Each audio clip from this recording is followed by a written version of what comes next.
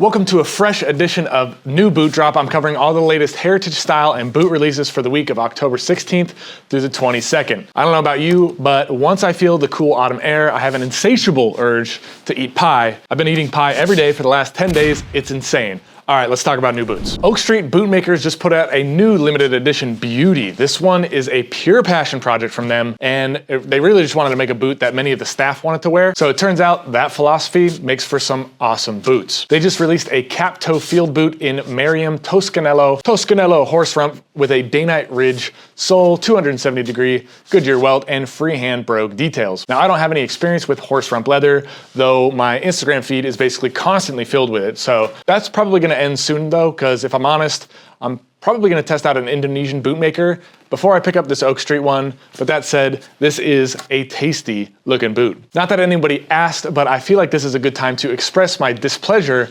with the day-night ridgeway sole. It's great for traction, but why does it look like that? I'm not a fan of the tread pattern at all. Not that it really matters. All in, Oak Street's new limited release is a great looking boot, and it's gonna make some folks very happy. Truman also released a stunner of a new boot. I'm stoked on this one. It's an unstructured plain toe boot with dark coyote Seidel rough out leather on a regrind sole. Built on their 79 last, which I absolutely love. I think it's the perfect balance between their like slimmer, dressier bands like Thursday, but it's not so bulbous and chunky like a Red Wing. And with the unstructured toe, it's gonna kind of deflate a bit and really start to take on the owner's character. Really, that's all pretty much any of us want from a good pair of boots. It's something that gains character as you wear it. Well, this boot is gonna have all kinds of character when you factor in that rough out leather also. Truman also says they have a structured cap toe version with a Honey Commando sole coming next week, but I can't even think that far ahead, especially not when a boot looks that good. Thursday also just released a black matte Storm King Captain. Given that the Captain is their most popular boot and the black matte is one of their most popular leathers, this mainly just surprised me that it didn't already exist. I say we add this boot to the list of boots that absolutely demolish Doc Martens. And speaking of demolishing Doc Martens, Unmarked just launched a new style they're calling their Riot boots. You can think of these as high-end Docs that you can actually wear for more than a year. Or you can think of these as another great pair of boots from an innovative brand. These are made with black bison leather, which Unmarked must have gotten a big batch of lately because 2 weeks ago they were on the new boot drop with a different black bison release as well. These Riot boots have a bright orange stitch around the welt, though the pictures on Instagram really make it look more like it's yellow. I was looking at their product page though, and it seems like it's definitely a BootSpy orange. In any case, it also features a storm welt and a chunky Vibram wedge sole. So these look super comfortable, and they're gonna be ready for any type of weather. This week's new boot release is brought to you by Heritage by BootSpy, the newsletter. So if you haven't already subscribed to the Heritage newsletter by BootSpy, I definitely recommend it. It's a weekly email that covers all the latest updates, brands, and styles in the heritage style space. A lot like what we're doing here. So if you're interested in rugged casual clothes, high quality boots, or raw denim, then you're gonna love the Heritage newsletter by BootSpy. It goes out every Thursday evening. It covers new stories around the web that dive deep into the boot, denim, and heritage fashion culture. It also features amazing deals on great clothing brands like Taylor Stitch, Huckberry, and more. Plus, you get outfit inspiration from top creators. You can sign up. It's the first link in the description below. Grant Stone recently teased the release of a new Chelsea boot for the ladies. I've always been a bit shocked at the lack of high quality welted footwear for women, so any new release on this front is definitely welcome. Helm Boots from Austin just released the Calistoga boot, which is sort of a high top mock toe wedge sneaker boot thing, right? Makes sense. This Blake Stitch baddie is inspired by wine country, though I don't even really know what that means. As far as I can tell, 100% of winery workers I've ever seen wear Blundstones. I gotta say though, Helm are always super comfortable and their leathers are solid. Taylor Stitch just dropped their bomber jacket in a cotton moleskin fabric. When it comes to simple autumn jacket, a bomber, it's pretty hard to beat. So it pretty much goes with everything, and it can look especially upscale if you got the right fabric. This moleskin right here is the right fabric. And if you're feeling a bit more relaxed, like you wanna sit on a windswept beach with a coffee mug squinting into the distance, then check out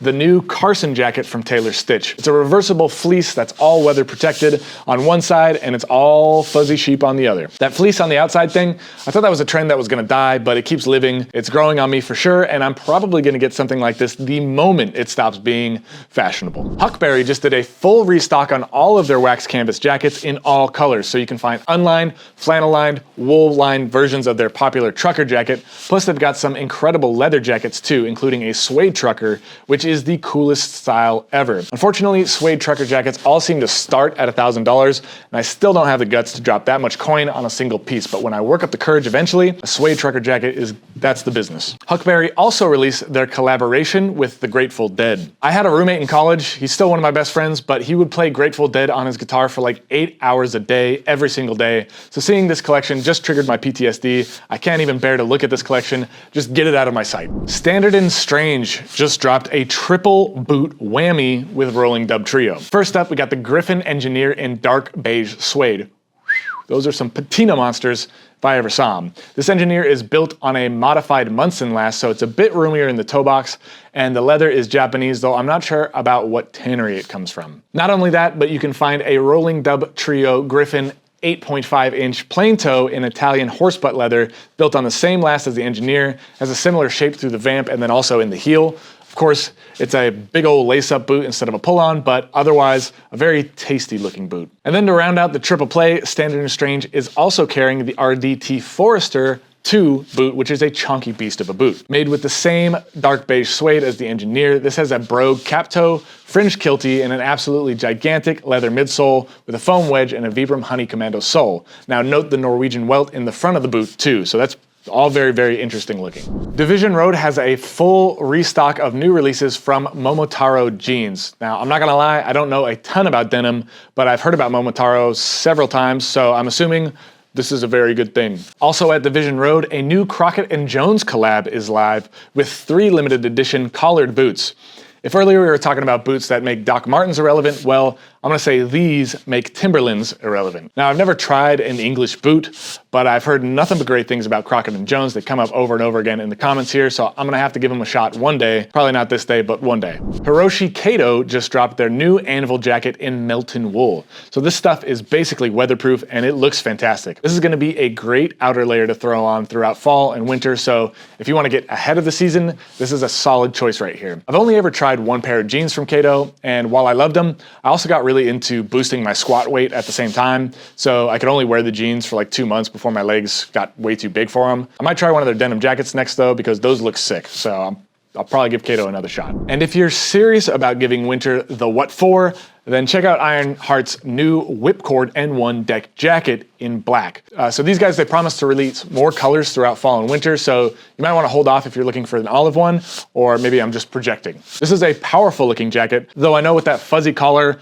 one of my 2 dogs is gonna make it its prison cell partner for sure. Last hot tip I got for you guys is to get apples right now. This is the only time of year where biting into an apple is not an immediate disappointment. Thank you for checking out this week's latest boot releases. To get the new boot drop every single week, make sure you join over 5,000 guys and subscribe to the Heritage newsletter by BootSpy, the only newsletter dedicated to men's heritage fashion. Thank you guys again. Cheers and Godspeed. And put your best boot forward.